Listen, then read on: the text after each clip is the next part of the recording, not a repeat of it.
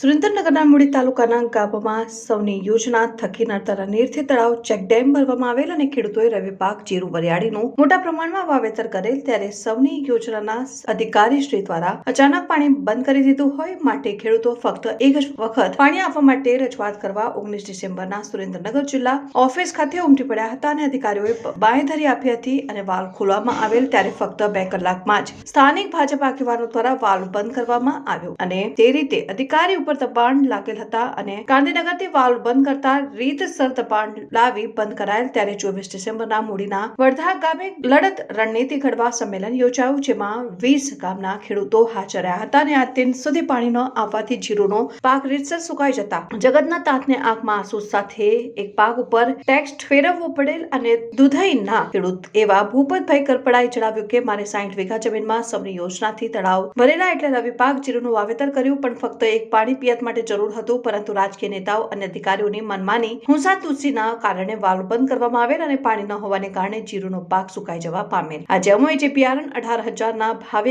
એક મણ ખરીદી કરેલ સાથે રાસાયણિક ખાતર મજૂરી અને રાસાયણિક દવાઓ સાથે ટ્રેક્ટર ડીઝલ સહિતનો ખર્ચ અમારે શીરે આવેલ હોય અને વધુમાં દેવામાં ડૂબવાનો સમય આવેલ।